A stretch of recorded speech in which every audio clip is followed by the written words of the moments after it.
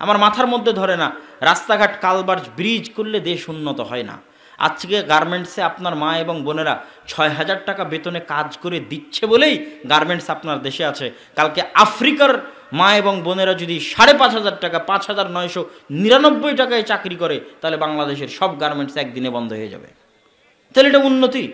এটা উন্নতি নয়। সেলাই মেশিন হয়ে, দর্জি হয়ে কবে কবে মানুষ উন্নত হয়ে গেছে সেলাই মেশিন চালিয়ে। তাহলে যারা পারমাণবিক বম বানানো শিখলো, যদি দর্জি চালানোই উন্নতি হতো, ওরা পারমাণবিক বম বাদ দিয়ে দর্জি চালানোই শিখতো, ওরাই গার্মেন্টস খুলে বসে থাকতো। ওরা আমাদের কাছে গার্মেন্টস কিনতো না, গার্মেন্টসের জিনিস কিনতো না। এটা উন্নতি নয়। আমরা কম মূল্যে আমাদের শ্রম বিক্রি করি, কেননা আমাদের যোগ্যতা নেই। আমাদের যোগ্যতা না থাকার কারণে কম মূল্যে শ্রম বিক্রি করি। প্রবাসে আমাদের ভাইয়েরা অতি অল্প বেতনে চাকরি করে। আমি কাউকে অপমান করে কথা বলছি না, বরং কষ্টের সাথে বলছি। মদিনা ইসলামী বিশ্ববিদ্যালয়ে আমার ঘরটাও একজন বাঙালি পরিষ্কার করে, আমাদের টয়লেটও বাঙালি পরিষ্কার করে। তখন আমাদের কষ্ট লাগে। এবং জিনসিয়া, নাগরিকত্বের হিসেবে অ্যাজ এ বাংলাদেশি আমাদের অবস্থানটা কোথায়, এটা আর ১০ জনের সামনে কিন্তু এমনি ফুটে ওঠে যে আমাদের দেশের লোকজন এখানে এসে যোগ্যতা বিক্রি করছে না, মেধা বিক্রি করছে না। জাস্ট একটা টয়লেটে একটা ক্লিন হ্যান্ড হাতে নিয়ে পরিষ্কার করার বিনিময়ে অতি স্বল্প মূল্যের বেতনটা দেশে পাঠাচ্ছে। এই হচ্ছে আমাদের দেশের যুবকদের সামাজিক অবস্থা। এর কারণ কি? এর কারণ এই যে বললাম, কি করতেছে আমাদের যুবকেরা, এটা আপনি চোখের সামনে দেখতে পাচ্ছেন। অতএব হে যুবক, তোমাদের উদ্দেশ্যে আমি বলতে চাই যে তোমাদের জীবনের বাস্তবতা এবং হাকিকাত কি, এটা জানার চেষ্টা করো। প্রোডাক্টিভিটি, উৎপাদন ক্ষমতা। আপনি কি মনে করেন এখানে যতজন বসে আছে এরা অন্য গ্রহ থেকে আসছে? আর যারা চন্দ্রে গেছে, মঙ্গলে গেছে, পারমাণবিক বোমা আবিষ্কার করেছে, উন্নত হয়েছে, ওরা অন্য গ্রহ থেকে আসছে? ওরা আদমের সন্তান আর আমরা আদমের সন্তান নই? একই। ওদের যা মেধা আছে এদেরও তা মেধা আছে। এখানে অসংখ্য যুবক বসে আছে, এরাও পারমাণবিক বোম বানাতে পারবে, এরাও জ্ঞান গবেষণা করে অনেক উন্নত হতে পারবে পারবে এদেরও মেধার মধ্যে ওই শক্তি আছে। ঢাকা বিশ্ববিদ্যালয় স্ক্রিনের সামনে যারা খেলা দেখছে, ওদের মেধায় ওই শক্তি আছে।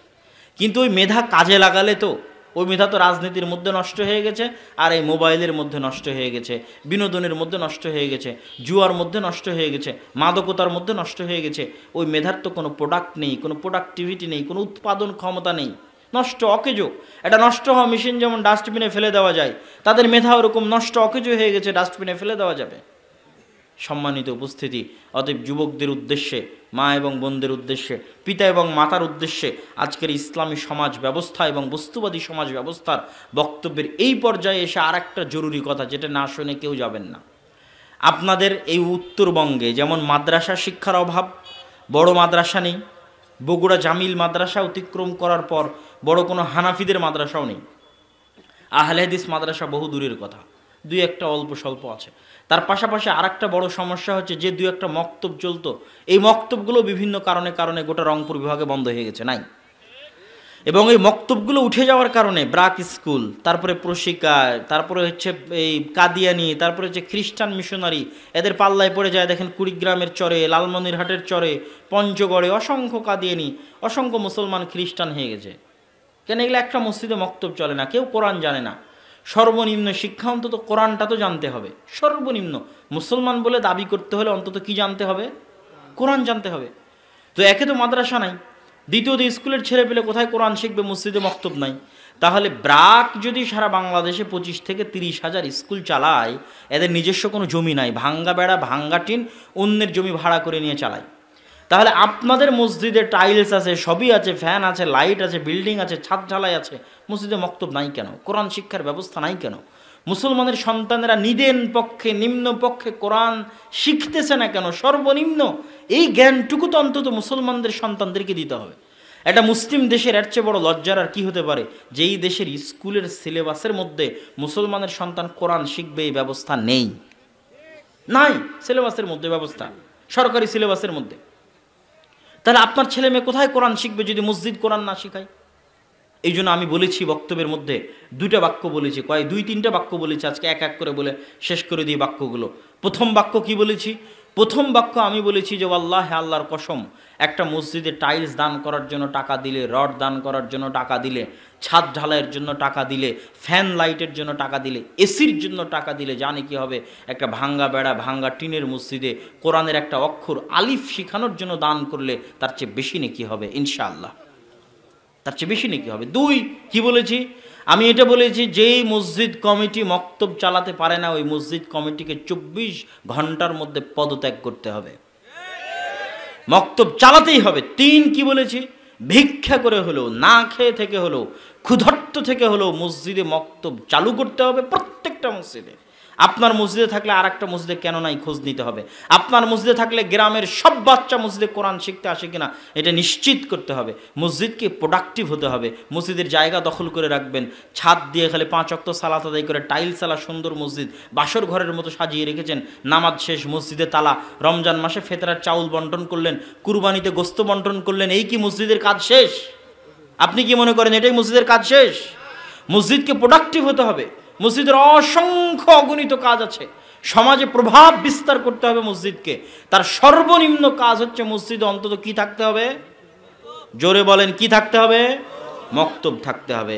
এই জন্য আদ-দাওয়া ইলাল্লাহ আপনাদের রংপুর বিভাগে 150টা মক্তব চালায় নিজ খরচে, জামিয়া সালাফিয়া ডাঙ্গিপাড়া পবা রাজশাহী থেকে, এবং আগামী রমজানে আরও 100টা মক্তব চালু হবে ইনশাআল্লাহ। আর দিনাজপুর আল জামিয়া সালাফিয়া আপনাদের এখান থেকে পাশেই। কত ফেব্রুয়ারিতে সালাফি কনফারেন্স আছে বলেন তো? 3 ফেব্রুয়ারিতে কোথায় সালাফি কনফারেন্স আছে? দিনাজপুর আল জামিয়া সালাফিয়া তেঘরা বিরল। গোটা রংপুর বিভাগে হানাফি আহলে হাদিস নির্বিশেষে সবচেয়ে বড় প্রতিষ্ঠান হতে যাচ্ছে, দিনের কেন্দ্রীয় শিক্ষা প্রতিষ্ঠান হতে যাচ্ছে। এখান থেকে রংপুর বিভাগে আমরা দাওয়াতি কার্যক্রম, মক্তব সহ যাবতীয় কার্যক্রম পরিচালনা করতে চাই। এই কেন্দ্রীয় শিক্ষা প্রতিষ্ঠানের সাথে অত্র অঞ্চলের প্রত্যেকটা মুসলমানের সম্পর্ক থাকা উচিত, অন্তত দেখতে গিয়ে দোয়া করে আসা উচিত। আগামী 3রা ফেব্রুয়ারি দিনাজপুর জামিয়া সালাফিয়ার সালাফি কনফারেন্সে শায়েখ আব্দুর রাজ্জাক বিন ইউসুফ থাকবেন। আপনাদের সেখানে উপস্থিত হওয়ার আমন্ত্রণ জানিয়ে আজকের আমার সংক্ষিপ্ত বক্তব্য, বস্তুবাদী সমাজ ব্যবস্থা বনাম ইসলামী সমাজ ব্যবস্থার উপর আমার সংক্ষিপ্ত বক্তব্য এখানেই শেষ করছি। ব্যাগ যাবে দান করার জন্য, টাকাটা দিয়ে। আচ্ছা, দান করার জন্য আপনাদের মধ্যে ব্যাগ যাবে। আমি আগেই বলেছি যে ভাইয়েরা মসজিদ নির্মাণ করতে চাচ্ছে, আপনারা তাদেরকে মসজিদ নির্মাণে সহযোগিতা করবেন। কেউ পারলে স্টেজে এসে সহযোগিতা করেন, আমি প্রশ্ন উত্তর দিচ্ছি, হয় স্টেজে সহযোগিতা করেন, না হলে আপনাদের মধ্যে ব্যাগ যাবে সেখানে সহযোগিতা করবেন। আপনারা হইচই না করে, আওয়াজ না করে, যার দান করার ইচ্ছা সে দান করেন। আর যারা প্রশ্ন উত্তর শুনতে চান তারা ধীরস্থিরভাবে প্রশ্ন উত্তর শুনেন। আমি সবাইকে 10 টাকা হলেও উক্ত কাজেও শরিক হওয়ার জন্য আহ্বান জানাচ্ছি। আমাদের মসজিদের ইমাম বলেছেন বেদাত বলতে কিছু নেই, নাউজুবিল্লাহ মিন যালিক। আল্লাহর রাসূল যেখানে বলেছে বেদাত শব্দ, আয়েশা রাদিয়াল্লাহু তাআলা আনহার হাদিস, বুখারীর হাদিস, সেখানে ইমাম সাহেব কেমনে বলে বেদাত বলতে কিছু নেই? ইমাম সাহেবের কি বাপের পৈতৃক সম্পত্তি দিন? মেয়েরা হাইজ অবস্থায় কোরআন পড়তে পারবে কি? এটা একটা বিতর্কিত মাসালা। কেউ কেউ বলেছে পড়তে পারবে, কেউ কেউ বলেছে পড়তে পারবে না। যারা বলেছে পড়তে পারবে তাদের দলিল কি? তাদের দলিল হচ্ছে মুমিন কোনো সময় অপবিত্র, প্রকৃত অর্থে অপবিত্র হয় না। একমাত্র যারা মুশরিক কাফের তারা প্রকৃত অর্থে অপবিত্র। ইন্নাল মুমিনুনা লা ইয়ানজাস, মুমিনরা কোনো সময় মসজিদের জন্য এখানে দেয়। আপনারা বসেন বসেন, অধৈর্য হয়ে গেলেন কেন? বসেন। জি, আপনারা সবাই ঠান্ডা মাথায় মসজিদের এই যে স্টেজের সামনে এসে হোক, আপনাদের মাধ্যমে এগেলে হোক, দানে অংশগ্রহণ করবেন। তো মুমিনরা কোনো সময় অপবিত্র হয় না। আর রাসূল সাল্লাল্লাহু আলাইহি ওয়াসাল্লাম আয়েশা রাদিয়াল্লাহু তাআলা আনহাকে বলেছেন যে তোমার হাতে অপবিত্রতা নেই, তুমি যে হায়েজ অবস্থায় আছো, এটা এই অপবিত্রতা তো তোমার হাতে লেগে নেই। এটা রাসূল সাল্লাল্লাহু আলাইহি ওয়াসাল্লাম আয়েশা রাদিয়াল্লাহু তাআলা আনহাকে বলেছেন। এশার সালাতের পরে বক্তব্য দেওয়া যাবে কি, এর সত্যতা জানতে চাই। এশার সালাতের পরে অপ্রয়োজনীয় কথা বলা নিষিদ্ধ, তবে প্রয়োজনীয় কথা হলে বলা যাবে। তার মধ্যে দিনের দাওয়াতি কাজ যদি প্রয়োজনীয় মনে করা হয় অবশ্যই বলা যাবে। শ্বশুরকে বাবা বলে ডাকা যাবে কি? সম্মানার্থে বাবা বলে ডাকা যাবে, তবে প্রকৃত বাবা বলা যাবে না, তথা কাগজে কলমে সকল জায়গায় প্রকৃত বাবা বলার অপশন নেই। শায়েখ, আমার প্রশ্ন হচ্ছে কবরস্থান কি ইট দিয়ে বাধাই করা যাবে? কবরস্থানের সীমানা নির্ধারণ করা যেতে পারে, কিন্তু নির্দিষ্ট কবর ইট দিয়ে বাধাই করা যাবে না। কিন্তু একটা বিশাল কবরস্থানের জমির সীমানা নির্ধারণ করা যেতে পারে, তবে নির্দিষ্ট কবর ইট দিয়ে বাধাই করা যাবে না। পৃথিবীতে সালাতে সালাম ফিরার বাক্য শিরিক থেকে বাঁচার দোয়া পড়া যাবে কি? সালাম ফিরার পূর্বে দুনিয়ার সকল দোয়া পড়া যাবে। যা কোরআন এবং হাদিস দ্বারা প্রমাণিত। সালাতে দোয়া মাসুরা না পড়ে আত্তাহিয়াতু ও দরুদ ইব্রাহিম পড়ে সালাম ফিরলে সালাত হবে কি? আত্তাহিয়াতু এবং দরুদ হচ্ছে জরুরি, আর মাসুরা হচ্ছে অন্য দোয়ার মতো একটি দোয়া, সুতরাং না পড়ে সালাম ফিরলেও সালাত হবে, কোনো সমস্যা নেই। আয়াতুল কুরসি সুন্নাত নামাজে পড়া যাবে কি? সুন্নাত ফরজ সকল নামাজে আয়াতুল কুরসি পড়া যাবে, কেন আয়াতুল কুরসি কোরআনের একটি আয়াত। বিতির নামাজের পরে তাহাজ্জুদ পড়া যাবে কি? জি না, বিতিরই হচ্ছে রাতের শেষ সালাত। যতদূর জানি ফসলের ওসর সেচের পানিতে 20 ভাগের 1 ভাগ, আল্লাহর পানিতে 10 ভাগের 1 ভাগ।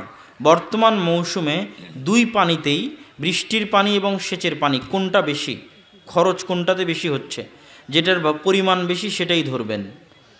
আমরা 7 ভাই 3 বোন। আমাদের বাবা মা মারা গেছেন। আমার বাবার কবরের পাশে দাঁড়িয়ে একসঙ্গে হাত তুলে মোনাজাত করতে পারবো কি? জি না, একা একাই যে যার মতো যাবে সে সার মতো একা একে হাত তুলে দোয়া করবে। গুল বিড়ি সিগারেট খেলে কি মায়ের সাথে জেনার মতো পাপ হয়?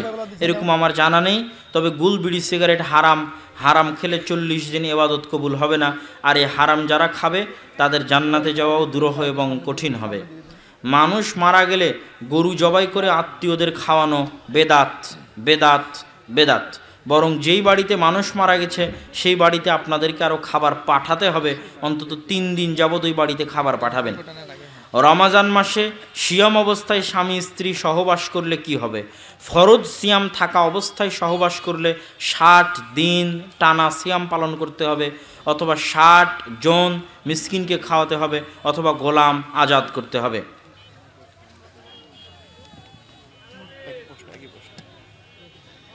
জৌনপুরি, আচ্ছা, কারো নাম বলতে হয় না, কোনো সময় বলবেন যে জৈনক বক্তা বলেছেন অমুক কাফের। কেউ যদি কাউকে কাফের বলে আর তিনি যদি কাফের না হন, তাহলে যে কাফের ফতোয়া দিবে সেই কাফের হয়ে যাবে।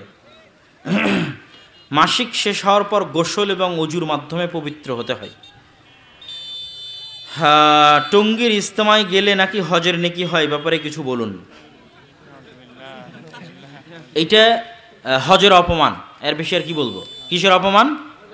হজের অপমান, হজের অপমান। যেখানে হজ হচ্ছে ইন্নাউওয়ালা বাইতুন উযিআ লিন-নাস লাল্লাযী বিবাক্কা, যে পৃথিবীর সর্বপ্রথম মসজিদ যেটা আল্লাহর ইবাদতের জন্য তৈরি করা হয়েছে সেটা মক্কায়। আর এই সর্বপ্রথম মসজিদ হুদাল লিন-নাস, মানুষের জন্য হেদায়েত স্বরূপ। ফেরেশতা বানিয়েছে, ইব্রাহিম বানিয়েছে, রাসূল সাল্লাল্লাহু আলাইহি ওয়াসাল্লাম বানিয়েছে। সেই মক্কা, সাফা, মারওয়া, আরাফা, সেগুলোর সাথে বাংলাদেশের জমির কোনো তুলনা আছে? কোনো তুলনা নেই।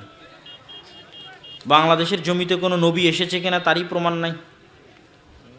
অনেকে বলে দাজ্জালের জন্ম হয়ে গেছে, অবশ্যই দাজ্জালের জন্ম হয়েছে বহু আগে। আল্লাহ রাসূলের যুগে সাহাবীরা দাজ্জালকে দেখে এসেছে। সহিহ বুখারীর হাদিস, তামিম আদ-দারি রাদিয়াল্লাহু তাআলা আনহু দাজ্জালকে দেখে এসে আল্লাহ রাসূলকে দাজ্জালের বর্ণনা শুনিয়েছেন। আর রাসূল সাল্লাল্লাহু আলাইহি ওয়াসাল্লাম ওই লম্বা ঘটনা মিম্বারে দাঁড়িয়ে সব সাহাবীকে শুনিয়েছে।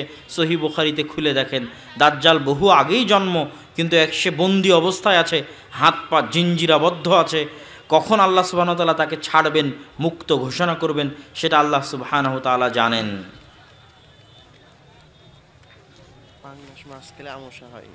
মসজিদের জমি বন্ধক রাখা যাবে কি? বন্ধক রাখা বলতে আমি যেটা বুঝি যে এই জমি বাবদ এত টাকা নিলাম, এই টাকা যতদিন ফেরত না দিব ততদিন তোমার কাছে জমি থাকবে, এই পদ্ধতি হারাম।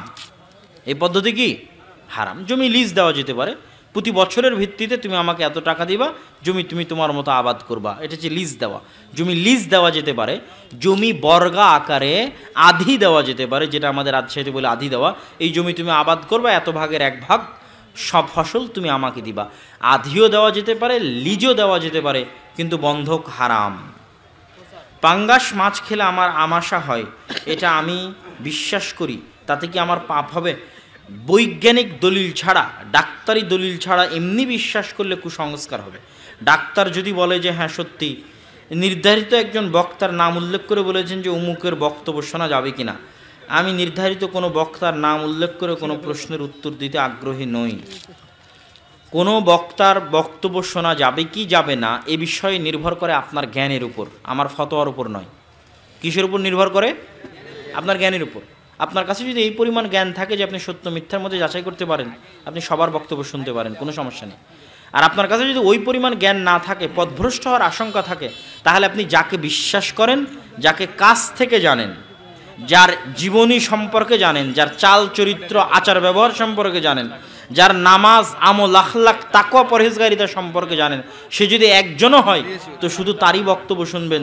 অন্যের বক্তব্য শুনে যাকে চেনেন না, জানেন না, জীবনে দেখেননি, তার আমল আখলাক তার শিক্ষাগত যোগ্যতা জানেন না, তার সাথে উঠা বসা করেননি, চলাফেরা করেননি, তার বক্তব্য শুনে পথভ্রষ্ট হয়ে লাভ নাই। আবার যার চেহারা দেখা যায় না তারটা তো আরও নয়, কেননা যার চেহারা দেখা যায় না, শুধু অডিও শোনা যায়, ওটা শয়তানেরও অডিও হতে পারে এবং শয়তান অডিও দিতে পারে। আল্লাহ রাসূলের যুগে যদি শয়তান মিথ্যা হাদিস বলতে পারে, তা আমার যুগে ইউটিউব, ফেসবুক, টুইটারে ফেক অ্যাকাউন্ট বানিয়ে শয়তান মিথ্যা হাদিস দিতে পারে, মিথ্যা পোস্ট দিতে পারে, মিথ্যা অডিও দিতে পারে।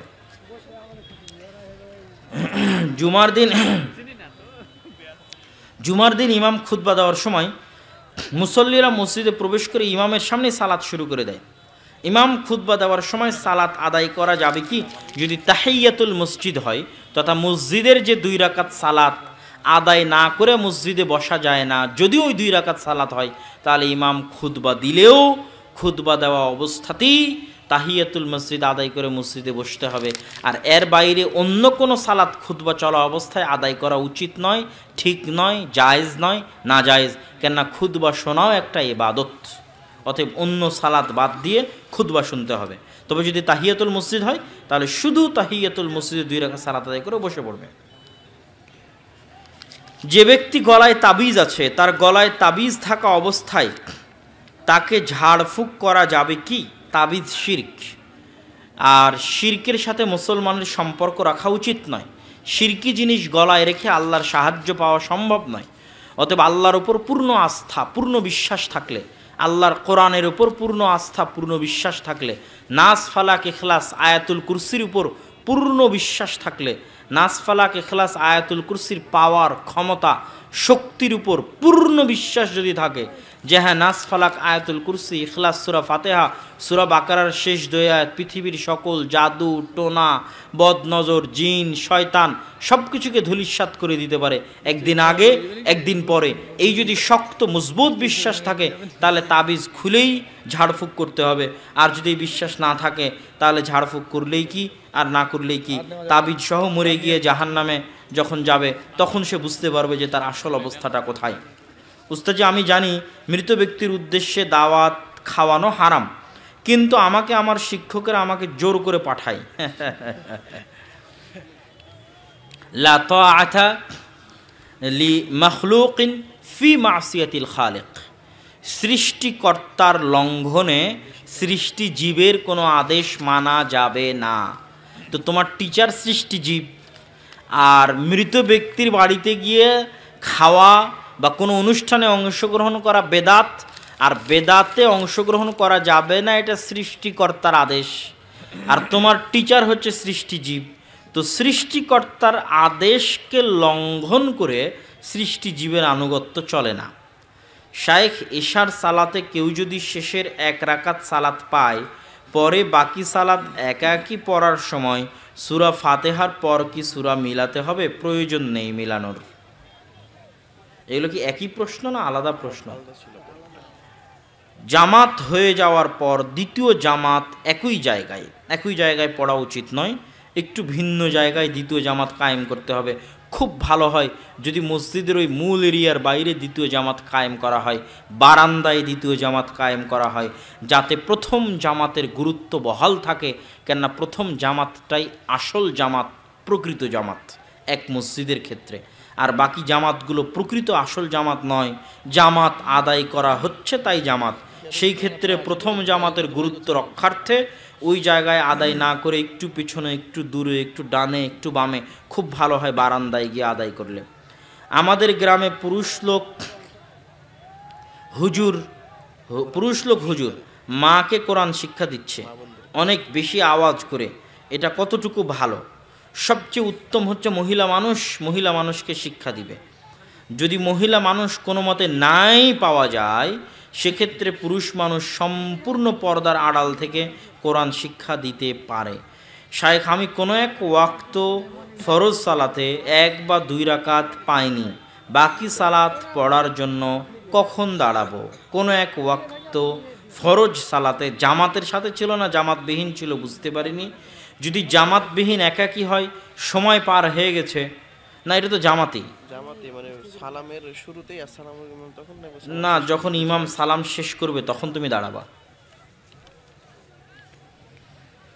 ঢাকা টুঙ্গির ইজতেমায় কি কি বেদাত চালু আছে আর সেগুলো বাদ দিলে কি যাওয়া যাবে? তাবলিগ বা দাওয়াতি কাজ উত্তম। তাবলিগ করা, দাওয়াতি কাজ করা প্রত্যেক মুসলমানের উপর ফরজ, জরুরি। কিন্তু সেই তাবলিগ, সেই দাওয়াত হতে হবে আল্লাহ রাসূলের দেখানো পদ্ধতি অনুযায়ী।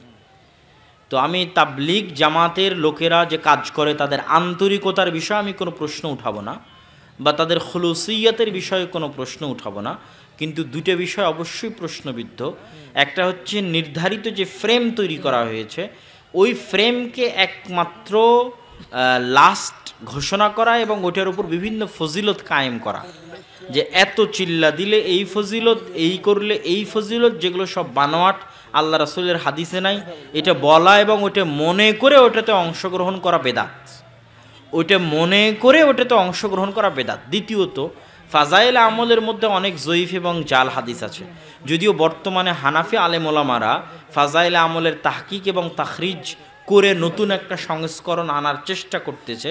যদি তাহকিক ঠিক থাকে, ভালো উদ্যোগ, আমি এই উদ্যোগকে সাধুবাদ জানাই। আর এই রকম যদি সঠিক তাহকিক, তাখরিজ ও ফাজাইলে আমল, একদম জাল জয়ীফ হাদিসকে বাদ দিয়ে সহি ফাজাইলে আমল যদি সকল মসজিদে, সকল জায়গায় রাখা হয়, আর এই ধরনের মিথ্যা ফজিলতের ধোকা, যে টঙ্গীর ইজতেমায় গেলে হজের নেকি হবে, অমুক হবে, তুমুক হবে, এই সেই, এই সমস্ত মিথ্যা কথাবার্তা, বেদাতি কথাবার্তা যদি মানুষ নিজের বিশ্বাস থেকে বাইরে রাখে, তাহলে স্বাভাবিক এই সম্মেলনে যেমন আপনি এসেছেন, এই রকম একটা স্বাভাবিক সম্মেলনে আমিও যেতে পারি। কিন্তু এই স্বাভাবিক সম্মেলনে আসলে এত নেকি হবে, পরপর 3 বছর আসলে এই হবে, পরপর 10 বছর আসলে এই হবে, তারপর আস্তে আস্তে এটাই আসলে হজ হয়ে যাবে, এই মনে করে আসলে তো গুনাহগার হবেন, জাহান্নামে চলে যাবেন। কিন্তু এই ধরনের সকল শর্তমুক্ত অবস্থায় স্বাভাবিক সিম্পল এক জায়গাতে কোরআন এবং হাদিসের কথা হচ্ছে, কোরআন এবং সহি হাদিস অনুযায়ী আলোচনা হচ্ছে, সেখানে তো যাওয়া যায়, অংশগ্রহণ করা যায়, করলে নেকি হবে। কিন্তু যেখানে সবই জাল এবং জয়ীফ হাদিসের উপর ভিত্তি করে এবং মিথ্যা ফজিলতের ধোকায়, সেখান থেকে দূরে থাকাই উত্তম। সহি শুদ্ধভাবে সালাত আদায় করলে ইমাম বিরোধিতা করে, এমন অবস্থায় করণীয় কি? সবর, সবর, সবর, ধৈর্য ধারণ করতে হবে। আল্লাহ সুবহানাহু ওয়া তাআলা আমাদের সবাইকে, অত্র প্রোগ্রামের আয়োজকদেরকে, সকলকে আল্লাহ সুবহানাহু ওয়া তাআলা তার দ্বীনের জন্য কবুল করুক, উত্তম প্রতিদান দান করুক, এবং অত্র প্রোগ্রাম আয়োজনের সাথে যারা জড়িত তাদের সকলের গুনাহ খাতা মাফ করে দিক। যারা দান সহযোগিতা করেছে, আল্লাহ সুবহানাহু ওয়া তাআলা তাদের ধন সম্পদে বরকত দিক। অত্র এলাকা গ্রামবাসী যারা যেভাবে এই প্রোগ্রাম আয়োজনে সহযোগিতা করেছে, তাদের আল্লাহ সুবহানাহু ওয়া তাআলা হেফাজত করুক, তাদের যাবতীয় বালা মুসিবত থেকে দূরে রাখুক। আর যারা বাধা প্রদান করেছে, ষড়যন্ত্র করেছে, শত্রুতা করেছে, আল্লাহ তাদেরকে হেদায়েত দান করুক। আল্লাহুম্মা আমিন। সুবহানাকা আল্লাহুম্মা ওয়া বিহামদিকা আশহাদু আল্লা ইলাহা ইল্লা আনতা আস্তাগফিরুকা ওয়া আতুবু ইলাইক। আসসালামু আলাইকুম ওয়া রাহমাতুল্লাহি ওয়া বারাকাতুহু।